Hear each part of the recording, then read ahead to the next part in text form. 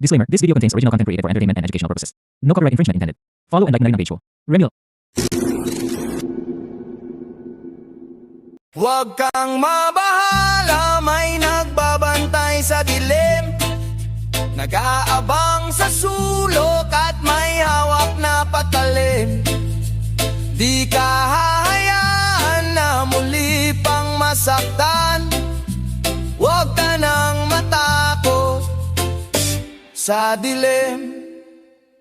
Ito ay kwentong hango nang galing sa dalawang taong nagmamahalan ng tunay, ang alay Elsa at Lando.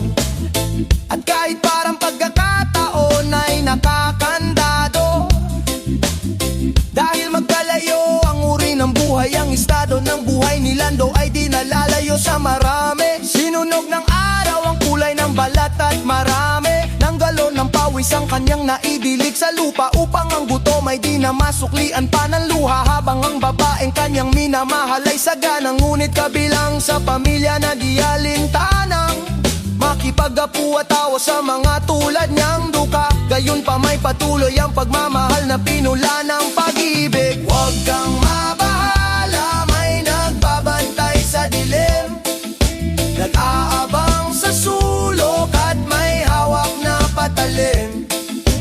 Di ka hahayaan na muli pang masaktan, huwag ka nang matakot sa dilim. Kahit na anumang bagay ang pilit na ihadlang, at sino man ay walang kapipigil sa paghakbang ng mga paa na ang nais ay marating ang ligaya. Niyayang magtanan, di nagatubili na sumama, hawak ang pangarap at pangako sa isa't isa. Nagpakalayo-layo, di namuhay na may kaba, dahil alam nila na sa bawat isa'y nakalaan, at ang pagmamahalan tanging nilang sinasandalan. Wala nang ibang bagay pa silang mahihiling, kundi isang pamilya sa loob ng apat ng dingding, at isang bubong na maaring tawaging tahanan. Bakit may pangit na kabanatang kailangang daanan pa? Huwag kang mabahala, may nagbabantay sa dilim, nag-aabang sa sulok at may hawak na patalim. Di ka hahayaan na muli pang masaktan, huwag ka nang matakot sa dilim. Isang gabi na Huwebes, lumubog na ang araw, doon tayo magkita pa sa lubong ko'y siopaw, upang ating pagatian pagdating ng hapunan.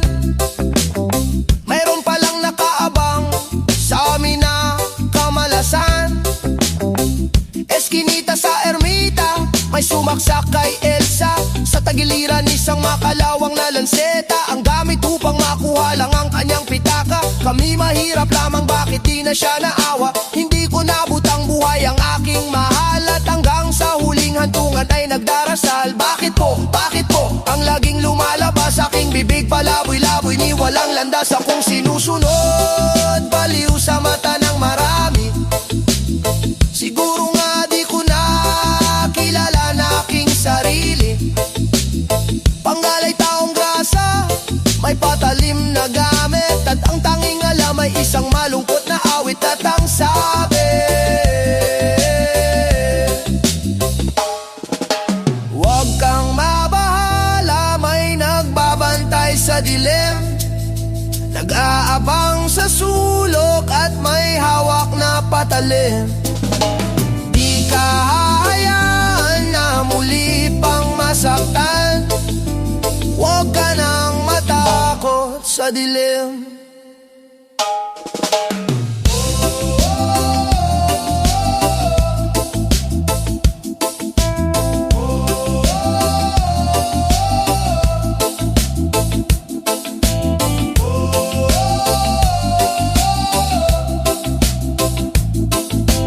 Huwag ka nang matakot sa dilim.